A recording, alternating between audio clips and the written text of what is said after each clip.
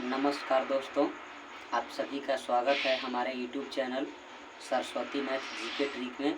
तो दोस्तों, हम लोग जो है सो ग्रुप डिस्कशन के माध्यम से लूसेंट सामान्य ज्ञान जीके का जो है सो रिवाइज कर रहे हैं। और इसमें जो है सो हम लोग हिस्ट्री का जो है सो सबसे पहले सेक्शन शुरू किए हैं। और हिस्ट्री में जो है सो हम लोग 1-2 चैप्टर ख़त्म कर चुके हैं। जिससे प्राचीन भारत का इतिहास हम लोग पढ़ रहे हैं। और प्राचीन भारत के इतिहास में सबसे पहले प्राचीन भारतीय इतिहास के स्रोत और प्राग ऐतिहासिक काल और सिंधु सभ्यता, ठीक है। तो ये 3 चैप्टर जो है सो हम लोग ख़त्म कर चुके हैं। और आज जो है सो हम लोग पढ़ने जा रहे हैं वो वैदिक सभ्यता, यानी कि जो है सो चौथा नंबर चैप्टर है प्राचीन भारत में। तो दोस्तों, वीडियो को जो है सो पूरा देखने से पहले हमारे चैनल को सब्सक्राइब करिए और लाइक करिए और अपने दोस्तों में शेयर ज़रूर करिए और अपने दोस्तों को भी साथ साथ जोड़िए इस चैनल से, ठीक है। तो ग्रुप डिस्कशन के माध्यम से जो है सो हम लोग लूसेंट का जो है सीरीज चला रहे हैं। और इसमें वैदिक सभ्यता के बारे में आज जो है सो हम लोग ग्रुप डिस्कशन करेंगे, ठीक है।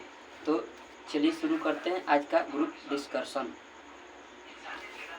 बताइएगा, क्वेश्चन है, बताना है कि वैदिक काल का विभाजन 2 भागों में किया गया है। नाम बताइएगा। वैदिक काल का विभाजन 2 भागों में किया गया है, नाम बताना है। पहला है, याद रखेंगे, ऋग वैदिक काल और दूसरा है उत्तर वैदिक काल, ठीक है। ऋग वैदिक काल और उत्तर वैदिक काल। नेक्स्ट क्वेश्चन है, अगला क्वेश्चन है इसी में कि ऋग वैदिक काल कब से कब तक माना जाता है। ऋग वैदिक काल कब से कब तक माना जाता है। तो याद रखेंगे दोस्तों, 1500 से लेकर के 1000 ईसा पूर्व, 1500 से लेकर के 1000 ईसा पूर्व तक। नेक्स्ट क्वेश्चन में बताइएगा कि उत्तर वैदिक काल कब से कब तक माना जाता है। उत्तर वैदिक काल कब से कब तक माना जाता है। तो दोस्तों, याद रखेंगे 1000 से लेकर के 600 ईसा पूर्व तक, 1000 से लेकर के 600 ईसा पूर्व तक माना जाता है। ईसा पूर्व में किया गया विभाजन। अगला क्वेश्चन बताएंगे, बताना है कि आर्य सर्वप्रथम कहाँ में बसे। आर्य जो लोग थे वो सर्वप्रथम कहाँ में बसे। तो याद रखेंगे कि पंजाब एवं अफगानिस्तान में, ठीक है। पंजाब एवं अफगानिस्तान में, पंजाब एवं अफगानिस्तान में। अगला क्वेश्चन है कि किस व्यक्ति ने या किसने आर्यों का मूल निवास स्थान मध्य एशिया को माना है, ठीक है। क्वेश्चन है कि किसने आर्यों का मूल निवास स्थान मध्य एशिया को माना है। तो याद रखेंगे मैक्स मूलर, ठीक है। याद रखना है मैक्स मूलर। अगला क्वेश्चन है, बताइएगा कि आर्यों द्वारा निर्मित सभ्यता क्या कहलाई। आर्यों द्वारा निर्मित सभ्यता क्या कहलाई। तो दोस्तों, याद रखेंगे वैदिक सभ्यता। क्या कहलाता है? वैदिक सभ्यता। बताएंगे कि यह एक किस प्रकार की सभ्यता थी। यह एक जो वैदिक सभ्यता है वह किस प्रकार की सभ्यता थी। तो याद रखेंगे कि यह एक ग्रामीण सभ्यता थी। कैसी सभ्यता थी? ग्रामीण सभ्यता थी। बताएंगे आर्यों की भाषा कैसी थी। आर्यों की भाषा कैसी थी, याद रखेंगे। तो याद रखना है संस्कृत। किस प्रकार की भाषा थी? संस्कृत भाषा है, याद रखेंगे। अगला क्वेश्चन है कि आर्य शब्द किसको इंगित करता है, ठीक है। आर्य शब्द किसको इंगित करता है। तो याद रखेंगे कि भाषा समूह को इंगित करता है। किसे इंगित करता है? भाषा समूह को इंगित करता है, याद रखेंगे। नेक्स्ट क्वेश्चन बताइएगा कि आर्यों के प्रशासनिक इकाई आरोही क्रम से इन 5 भागों में बांटा गया है, जिसका नाम बताना है। दोबारा बोल रहे हैं क्वेश्चन, आर्यों के प्रशासनिक इकाई आरोही क्रम से इन 5 भागों में बांटा था। तो याद रखेंगे, हम बोल दे रहे हैं आप लोगों को, कुल ग्राम, विष, जन, राष्ट्र, ठीक है। ये 5 याद रखेंगे, कुल, ग्राम, विष, जन और राष्ट्र। अगला क्वेश्चन है कि ग्राम के मुखिया मतलब जो थे वो क्या कहलाते थे। ग्राम के मुखिया क्या कहलाते थे। तो याद रखें ग्रामणी। क्या कहलाते थे? ग्रामणी कहलाते थे। अगला क्वेश्चन है बताना है कि विश्व का प्रधान मतलब क्या कहलाते थे, विश्व का प्रधान क्या कहलाते थे। तो याद रखेंगे विश्वपति, क्या कहलाते थे, विश्वपति कहलाते थे। बताएंगे, बताना है कि बताइएगा, बताना है कि जन के शासक क्या कहलाते थे, जन के शासक क्या कहलाते थे। तो याद रखना राजन, क्या कहलाते थे, राजन कहलाते थे। अगला क्वेश्चन बताइएगा, राज्याधिकारियों में मतलब प्रमुख होते थे कौन, राजा के अधिकारियों में मतलब जो सो मुख्य होते थे, प्रमुख कौन होते थे। तो याद रखना है पुरोहित एवं सेनानी, पुरोहित एवं सेनानी, ठीक है, पुरोहित एवं सेनानी प्रमुख होते थे, याद रखेंगे। अगला क्वेश्चन बताइएगा कि वशिष्ठ रूढ़िवादी एवं विश्वामित्र उदार पुरोहित थे, यह भी याद रखना है क्वेश्चन। वशिष्ठ रूढ़िवादी एवं विश्वामित्र उदार पुरोहित थे। अगला क्वेश्चन है कि सूत, रथकार व कमादी नामक अधिकारी क्या कहे जाते थे। सूत, रथकार व कमादी नामक अधिकारी क्या कहे जाते थे। तो दोस्तों याद रखेंगे रत्नी कहे जाते थे, क्या कहलाते थे, रत्नी, ठीक है, क्या कहलाते थे, रत्नी कहलाते थे, याद रखना है। इनकी संख्या राजा सहित करीब कितना हुआ करती थी, इनकी संख्या राजा सहित कुल कितना हुआ करती थी, कुल कितना हुआ करती थी। तो याद रखेंगे कि 12, कितनी जो है होता था 12। अगला क्वेश्चन है कि बताइएगा, बताना है कि पूरब जो था वो मतलब किसकी गतिविधियों को देखने वाला गुप्तचर होता था, पूरब, पूरब। तो इसका आंसर याद रखेंगे दुर्गपति, क्या है, दुर्गपति। और अस्पष्ट है जो जनता की गतिविधियों को देखने वाले गुप्तचर होते थे। यानी कि हम कह सकते हैं कि दुर्गपति को कौन देखभाल करता था, तो पूरब, और जनता की गतिविधियों को देखने वाला गुप्तचर क्या होते थे, तो अस्पष्ट, क्या कहलाते थे, अस्पष्ट। अगला क्वेश्चन है कि गोचर भूमि का अधिकारी होता था कौन, गोचर भूमि का अधिकारी होता था कौन। तो याद रखेंगे कि वाजपति कहलाते थे, क्या कहलाते थे, वाजपति कहलाते थे, याद रखेंगे। अगला क्वेश्चन है कि अपराधियों को पकड़ने का कार्य करता था कौन। वैदिक सभ्यता में बताना है कि आर्यों को नहीं, अपराधियों को पकड़ने का कार्य करता था कौन। तो दोस्तों याद रखेंगे उग्र, कौन करता था, उग्र करता था, याद रखेंगे। अगला क्वेश्चन बताइएगा कि ऋग्वेद में किसी तरह के न्यायाधिकारी का उल्लेख नहीं किया गया, यह भी याद रखना क्वेश्चन, पूरा बोला गया है। क्वेश्चन है कि किस वेद में किसी तरह के न्यायाधिकारी का उल्लेख नहीं है, तो ऋग्वेद में। बताएंगे कि बताइएगा सभा एवं समिति किसको सलाह देने वाली संस्था थी, सभा एवं समिति, सभा एवं समिति किसको सलाह देने वाली संस्था थी। तो याद रखेंगे राजा को, किसकी, राजा को, कि सभा एवं समिति राजा को सलाह देने वाली संस्था थी। बताएंगे कि सभा श्रेष्ठ एवं संप्रभात लोगों की संस्था थी, जबकि समिति सामान्य जनता का प्रतिनिधित्व करता था, याद रखना। सभा जो था वो श्रेष्ठ एवं संप्रभात लोगों की संस्था थी, जबकि समिति थी जो सामान्य जनता का प्रतिनिधित्व करती थी। बताएंगे इसके अध्यक्ष को कहा जाता था क्या, इसके अध्यक्ष को कहा जाता था क्या। तो दोस्तों याद रखेंगे इंसान कहा जाता था, ठीक है, ईशान कहा जाता था, याद रखेंगे। बताएंगे कि स्त्रियां सभा एवं समितियों में भाग ले सकती थी, ऐसी प्रथा थी, ठीक है।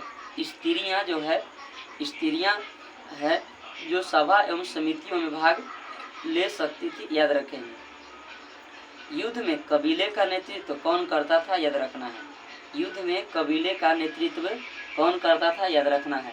तो याद रखेंगे राजा, कौन करता था, राजा करता था। युद्ध के लिए किस शब्द का प्रयोग किया गया है, युद्ध के लिए किस शब्द का प्रयोग किया गया है। तो याद रखें गविष्ट, क्या नाम है, गविष्टि, ठीक है, गविष्टि, जिसका अर्थ होता है गायों की खोज, जिसका अर्थ होता है गायों की खोज। अगला क्वेश्चन बताएंगे कि दशराज युद्ध का उल्लेख ऋग्वेद के केवें मंडल में है। 10 राग युद्ध का उल्लेख ऋग्वेद के केवें मंडल में है। तो याद रखेंगे 7वें मंडल में, केवें मंडल में है, 7वें मंडल में है। बताएंगे कि यह युद्ध किस नदी के तट पर लड़ा गया। यह युद्ध किस नदी के तट पर लड़ा गया? तो याद रखेंगे परूशनी। किस नदी के तट पर? परूशनी नदी के तट पर लड़ा गया। बताना है कि किसके किसके बीच लड़ा गया, यह भी क्वेश्चन है कि किसके किसके बीच लड़ा गया। तो दोस्तों याद रखेंगे सुदास एवं 10 जनों के बीच लड़ा गया था। सुदास एवं 10 जनों के बीच लड़ा गया था, जिसमें सुदास विजयी हुआ। ऋग्वैदिक समाज 4 वर्णों में विभाजित था। ये वर्ण कौन कौन थे? ऋग्वैदिक यानी ऋग्वेद काल के जो समाज थे वो 4 वर्णों में विभाजित थे। तो ये वर्ण कौन कौन थे? तो इसका सही आंसर होगा, हम बोल रहे हैं, क्वेश्चन है ब्राह्मण, क्षत्रिय, वैश्य और शूद्र। ब्राह्मण, क्षत्रिय, वैश्य और शूद्र। यह विभाजन व्यवसाय पर आधारित था। किस पर आधारित था? व्यवसाय पर आधारित था। बताएंगे कि ऋग्वेद के केवे मंडल के पुरुष सूक्त में चतुर्वर्णों का उल्लेख मिलता है। चतुर्वर्णों का उल्लेख मिलता है ऋग्वेद के केवे मंडल में। तो याद रखेंगे दोस्तों 10वें मंडल में। किसवें मंडल में? 10वें मंडल में उल्लेख मिलता है। ठीक है, 10वें मंडल में उल्लेख मिलता है, याद रखेंगे। अगला क्वेश्चन बताइएगा, बताएंगे कि उपनिषद की कुल संख्या कितनी है? उपनिषद की कुल संख्या कितनी है? तो याद रखेंगे 108। कितने हैं? 108। बताएंगे महापुराणों की संख्या कितनी है? महापुराणों की संख्या कितनी है? तो याद रखेंगे 18। कितनी है? 18। अगला क्वेश्चन बताएंगे वेदांग की संख्या कितनी है? वेदांग की संख्या कितनी है? तो ये भी याद रखेंगे 6। कितने वेदांग है? 6 गो वेदांग है। बाकी जो है सो वेद आप लोग जान ही रहे हैं कि कितने हैं? 4 गो। वेद कितने हैं? 4 हैं। अगला क्वेश्चन है, बताइएगा कि आर्यों का समाज कैसा था? आर्यों का समाज कैसा था? तो याद रखेंगे प्रीत प्रधान था। कैसे था? प्रीत प्रधान था, याद रखेंगे। समाज की सबसे छोटी इकाई क्या कहलाती थी? यानी कौन होता था? समाज की सबसे छोटी इकाई याद रखेंगे परिवार या कुल। ठीक है, परिवार या कुल थी, जिसका मुखिया पिता होता था। जिसका मुखिया पिता होता था, जिसे क्या कहा जाता था? जिसे क्या कहा जाता था? तो याद रखेंगे कुलप। क्या कहा जाता था? कुलप कहा जाता था, याद रखेंगे। कुलप कहा जाता था। अगला क्वेश्चन बताइएगा कि इस काल में अपने पति के साथ यज्ञ कार्य में भाग ले सकती थी कौन? इस काल में यानी कि वैदिक सभ्यता में इस काल में अपने पति के साथ यज्ञ कार्य में भाग लेती थी कौन? तो स्त्रियां। कौन भाग लेती थी? स्त्रियां भाग लेती थी। अगला क्वेश्चन है कि इस समय किस प्रकार के मतलब जो सो पर्दा प्रथा मतलब प्रचलन नहीं था? बाल विवाह एवं पर्दा प्रथा प्रचलन नहीं था, याद रखना है। ठीक है, कि इस समय वैदिक सभ्यता में याद रखेंगे कि बाल विवाह एवं पर्दा प्रथा का प्रचलन नहीं था। अगला क्वेश्चन है कि विधवा अपने मृतक पति के छोटे भाई से विवाह कर सकती थी। ठीक है, विधवा अपने मृतक पति के छोटे भाई यानी देवर से विवाह कर सकती थी। अगला क्वेश्चन है कि स्त्रियां शिक्षा ग्रहण करती थी। ऋग्वेद में याद रखिएगा कि स्त्रियां शिक्षा ग्रहण करती थी। ऋग्वेद में लोपामुद्रा और घोषा, सिकता, आपला एवं विश्वास जैसी विदुषी स्त्रियों का वर्णन मिलता है। ठीक है, गार्गी ने यज्ञवल्क्य को वाद विवाद की चुनौती दी थी। यह भी याद रखना है कि यज्ञवल्क्य को वाद विवाद की चुनौती दी थी किसने? तो गार्गी ने। किसने? गार्गी ने। अगला क्वेश्चन है कि चवार्क दर्शन के प्रवर्तक कौन थे? तो चवार्क ही थे। कौन थे? चवार्क थे। अगला क्वेश्चन है कि योग दर्शन के प्रतिपादक। तो याद रखेंगे पतंजलि। योग दर्शन के प्रतिपादक कौन थे? पतंजलि थे। अतः सांख्य दर्शन के प्रतिपादक तो दोस्तों याद रखना कपिल। कौन थे? कपिल थे। बताएंगे न्याय दर्शन के, बता दीजिए कि न्याय दर्शन के प्रतिपादक कौन थे? तो याद रखना है गौतम। इधर साइड हो जाए, ठीक है। तो न्याय दर्शन के प्रतिपादक कौन थे? तो गौतम थे, याद रखेंगे। बताएंगे पूर्व मीमांसा के, बताएंगे पूर्व मीमांसा दर्शन के प्रतिपादक कौन थे? तो याद रखना है जैमिनी। कौन थे? जैमिनी थे। अगला क्वेश्चन बताइएगा कि उत्तर मीमांसा दर्शन के प्रतिपादक कौन थे? उत्तर मीमांसा दर्शन के प्रतिपादक कौन थे? तो याद रखेंगे बदरायन। कौन थे? बदरायन थे। बताएंगे वैश्विक दर्शन, ठीक है, वैश्विक दर्शन के प्रतिपादक कौन थे? तो याद रखेंगे कि महर्षि कणाद थे। कौन थे? महर्षि कणाद थे। नेक्स्ट क्वेश्चन बताइएगा कि जीवन भर अविवाहित रहने वाली महिलाओं को क्या कहा जाता था? जीवन भर अविवाहित रहने वाली महिलाओं को क्या कहा जाता था? तो याद रखना है अमाजू। क्या कहा जाता था? अमाजू, ठीक है, अमाजू कहा जाता था। बताएंगे कि जीविका पार्जन के लिए वेद वेदांग पढ़ने वाले अध्यापक क्या कहलाता था? जीविका पार्जन के लिए वेद वेदांग पढ़ने वाला अध्यापक क्या कहलाता था? तो याद रखेंगे उपाध्याय। क्या कहलाते थे? उपाध्याय कहलाते थे, ठीक है, उपाध्याय कहलाते थे, याद रखना है। अगला क्वेश्चन बताइएगा। तो दोस्तों ये था आज का हमारा जो है सो ग्रुप डिस्कशन, और ये अभी जो है सो वैदिक सभ्यता ख़त्म नहीं हुआ है। इसको वीडियो लंबा न होने की वजह से इसको जो है सो हम शॉर्ट इसको दो जो है सो वीडियो में अपलोड करेंगे। तो पहला वीडियो देखने के बाद तुरंत जो है सो दूसरा वीडियो हम लोग आप लोगों के लिए अपलोड करेंगे। दोस्तों अगर वीडियो अच्छा लगे हो लाइक करिए, शेयर करिए और अपने दोस्तों में शेयर करिए, ठीक है। जय हिंद, जय भारत। हुआ।